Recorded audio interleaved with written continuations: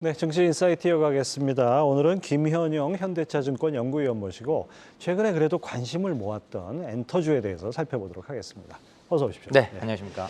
자, 요즘 2차 전지장이라고 해도 과언이 아닌데 맞습니다. 그중에서도 엔터주에 대한 매기가 어느 정도 있었어요. 네. 오늘은 비록 좀 부진하지만은 네. 최근에 엔터주 주가 흐름 어떻게 평가하십니까? 일단은 최근 한 달, 두 달만 놓고 보더라도 많이 오른 상태에서 더 갈 수 있을까라는 우려가 있었지만 그럼에도 불구하고 이제 2분기 실적 예. 그리고 영업 지표들 그리고 이제 미국 쪽에서 현지화 모멘텀들이 발현되면서 SM과 JYP를 중심으로 주가들이 여전한 상승세를 유지한 모습입니다. 예, 아무튼 전반적으로 엔터주가 올 들어서 각광받은 3대 업종을 꼽으라고 하면 저는 엔터주 하나 꼽고 싶어요. 네. 예.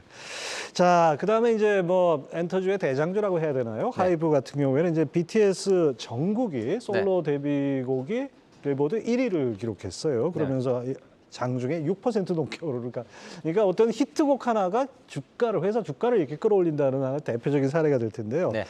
하여튼 2분기에 일회성 비용이 좀 발생을 했지만 하반기에는 본격 수익 상승이 예상된다 이렇게 전망이 많은데 어떻게 네. 보십니까? 일단은 하반기에도 지금 분위기가 공연 쪽이 특히 좋습니다. 그래서 전체 시장으로 봐도 그렇고 하이브 같은 경우로 보더라도 그렇고 모객 수가 아시아 지역 그리고 북미 지역을 중심으로 전년 동기 대비 거의 2배 가까이 늘어나고 있거든요. 그래서 이런 흐름이 2분기에 이어서 3분기에도 유지가 되고 있기 때문에 3분기에도 실적이 지금 좋을 것으로 보여지고요. 또 하나 실적에 더해서 한 가지 더 보셔야 될 부분은 이제는 미국 쪽에서 우리가 수익화가 시작이 된다는 것이죠. 그래서 하이브도 유니버설 뮤직 그룹하고 미국인으로 구성된 걸그룹 프로젝트를 준비하고 있고 빠르면 연내 데뷔예요. 그래서 올해부터 실적의 기여가 가능한 구조입니다.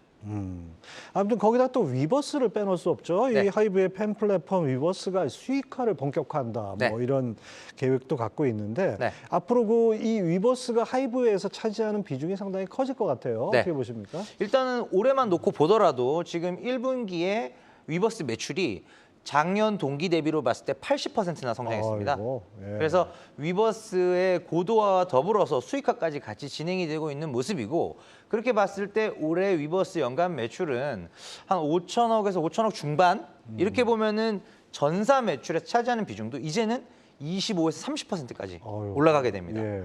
그래서 이런 이제 플랫폼 기업으로 우리가 이제는 위버스를 바라봐야 하는 것이고 지금 최근에 도입된 그런 이제 다이렉트 메시징 서비스 외에도 멤버십이나 그다음에 미국 아티스트들까지 의미 있게 이제 연내로 입점을 하게 되거든요.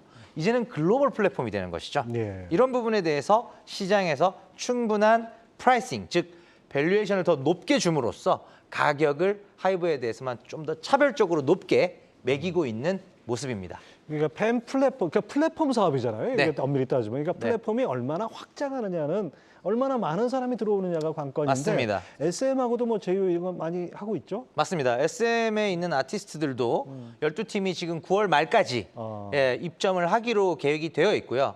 그렇게 보면은 지금 하이브 진영, 위버스 진영에 사실상 JYP 엔터를 제외한 대부분의 국내 아티스트들이 위버스로 들어오는 모습이고요. 그 외에 일본과 미국, 해외 아티스트들까지 들어오게 된다면 그야말로 이제 어떤 엔터테인먼트 하게 됐을 때는 딱 위버스를 떠올릴 수밖에 없는 그런 상황으로 가고 있습니다. 네, 마치 눈덩이 같은 그런 효과를 기대할 수도 있겠네요. 네.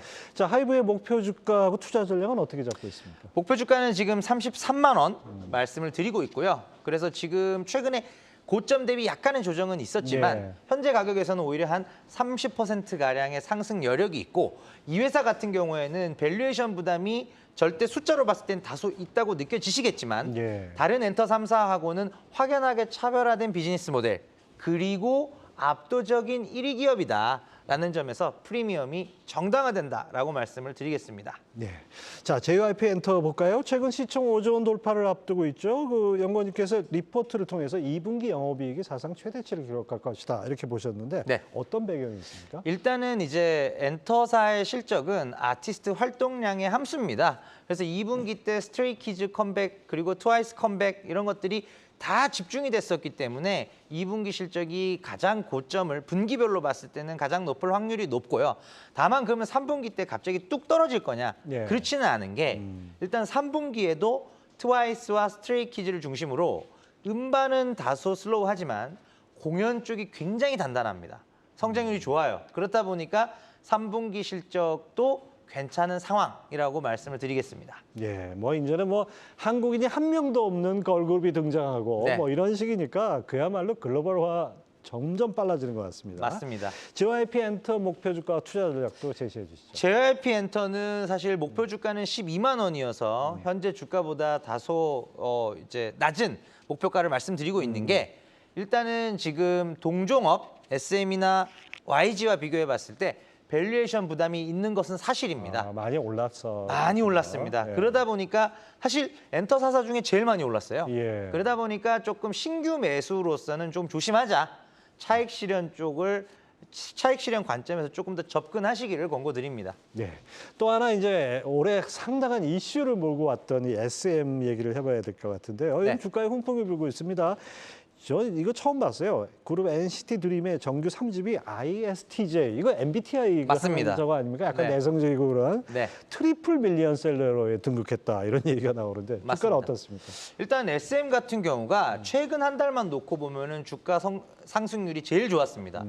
일단은 이제 실적 패턴 자체가 엔터 사사 중에 유일하게 상저하고거든요. 예. 하반기로 가면 갈수록 이익이 좋아지는 독특한 패턴을 지금 가지고 있고 그런 가운데 상대적으로 약세로 지목됐었던 미국 활동, 타사 대비 미국 활동이 좀 저조했던 게 사실이거든요. 예. 이런 부분들을 에스파 8월 달에 북미 영어 앨범이 나오고요.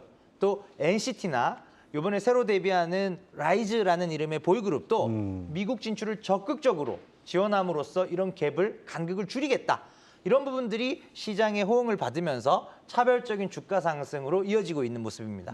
카카오하고 시너지는 어떻습니까? 카카오와의 시너지도 뭐 오늘 또 뉴스가 나왔어요. 그래서 북미 진출과 관련해서 아티스트 북미 진출과 관련해서 카카오와 SM 간의 시너지를 적극적으로 추구하겠다라고 얘기가 나왔고 따라서 간판급 스타들 에스파, NCT 그리고 카카오 쪽에 있는 아이브 예. 이 세 개의 팀을 북미 쪽에 공격적으로 좀 진출을 시킬 거고 SM은 이미 카카오 인수 전에도 SM 타운이라고 해서 SM 아티스트들 다 모여서 공연하는 게 정례화가 돼 있어요. 그렇죠. 예. 그런 시너지들을 카카오와도 충분히 같이 추구해 볼 수가 있겠고 또 SM이 보유하고 있는 자회사 디어유라는 플랫폼도 이게 지금 하이브 쪽에 입점을 하니까 약간 팽당한 거 아니냐 이렇게 예. 보실 수도 있는데 카카오와 그 디어유, 카카오에는 또 멜론이 있지 않습니까? 예. 이런 멜론이라는 플랫폼과 디어유라는 플랫폼 간의 접점을 찾기 위한 그런 협업이 지금 물밑에서 진행이 되고 있다는 것이죠.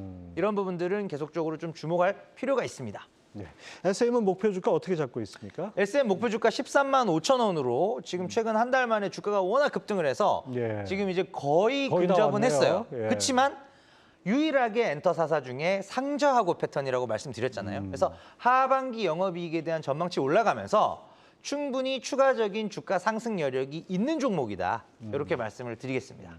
하여튼 이 엔터 4사 뭐 하여튼 뭐 두드러진 성장세를 보이고 또 글로벌화, 세계화에도 가장 앞장서는 이런 모습들이 아주 보기 좋은 것 같습니다.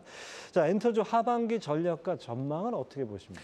일단은 엔터주 같은 경우에는 상반기에 가장 많이 오른 JYP 기준으로는 100% 올랐어요. 아, 그렇게 많이 올랐습니까? 많이 올랐습니다. 네. 그래서 주가가 워낙 급등을 했었기 때문에 신규 매수냐 아니면 기보유냐에 따라서 전략이 나눠질 것 같고요. 기보유라면은 충분히 기다리면서 미국 현지화 상황을 보고 느긋하게 차익 실현을 하셔도 되고요. 다만 신규 매수 관점에서 접근을 한다면 밸류에이션 메리트가 있는 SM 또는 조금 비싸도 좋은 사업 구조 차별화되어 있는 하이브 이 두 종목으로 좀 압축을 할 필요는 있다는 거죠. 그래서 지금 모멘텀이 약한 YG나 주가가 비싼 JYP보다는 하이브 SM 쪽에 좀 집중하는 전략 이렇게 좀 차별화해서 전략을 말씀드리겠습니다. 이거 뭐 대형 엔터주가 많이 올랐으면 이게 좀 부담스러우면 중소형 엔터주 중에는 뭐 고를만한 게 없습니까? 중소형 엔터주 중에서는 지금 이제 여자아이들의 예. 큐브 엔터가 사실은 큐브 엔터나 RBW나 FNC 엔터 요 3사를 떠올리실 텐데요. 큐브 엔터 쪽이 가장 좀 유망해 보이고요. 그러면 시그널을 뭘로 반해야 되느냐, 예. 신호탄을. 이미 여자아이들이 음반에서는 상당히 많이 올라왔어요, 체급이. 이제는 공연에서 아레나 투어, 아직 아레나 투어까지 못 갔거든요. 아. 해외에서 아레나급, 특히 미국에서 아레나급 투어로 가게 된다면 큐브 엔터 좀 더 장기적인 관점에서 내가 매집해 봐야겠다.